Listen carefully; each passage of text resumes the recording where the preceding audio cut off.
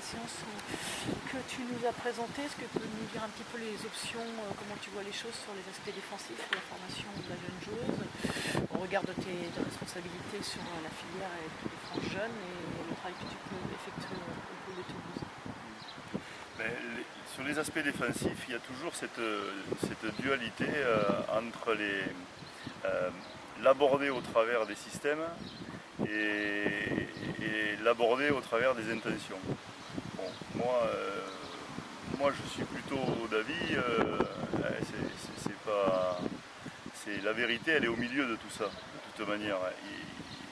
L'aborder par le jeu, oui, mais il y a des moments aussi où il faut avoir un travail analytique pour bien comprendre, bien repérer les signaux, développer une motricité spécifique dont on ne parle pas d'ailleurs assez souvent sur les aspects défensifs. On associe souvent la défense au mental, etc. C'est essentiel bien sûr. Mais il y a quand même des savoir-faire aussi en attaque, aussi en défense qu'en attaque. Et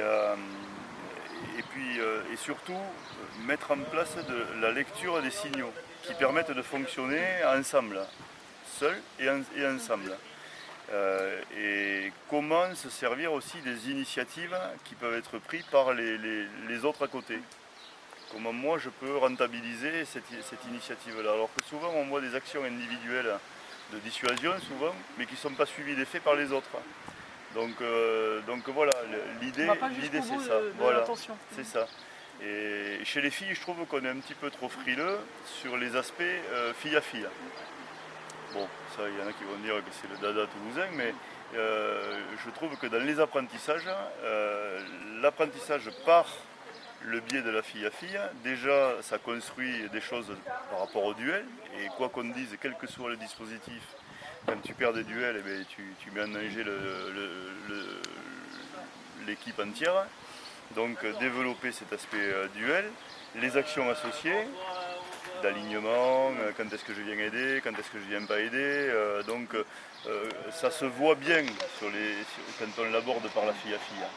On ne peut pas se cacher. On peut pas se cacher que sur une défense de zone ou quand tu as perdu, l'autre est venu vite. Bon. Bon voilà. Et ensuite reconnaître les moments où on est en danger et les moments où on est plutôt en train de prendre l'initiative. Et donc associer des actions qui sont en rapport avec cette analyse du rapport de force. Voilà moi comment je l'aborde en tout cas dans les apprentissages au pôle de Toulouse. Donc tu alternes la zone et la fille à fille. Mais au travers de l'analyse du rapport de force. Quand on est en train de perdre, on est plutôt en zone, on est plutôt regroupé, on neutralise, on s'entraide.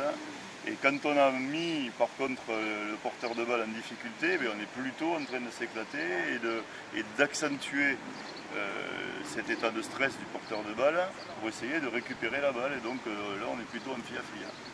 Et dans la même défense, tout ça, ça s'imbrique en fonction du moment du rapport de force dans lequel on est.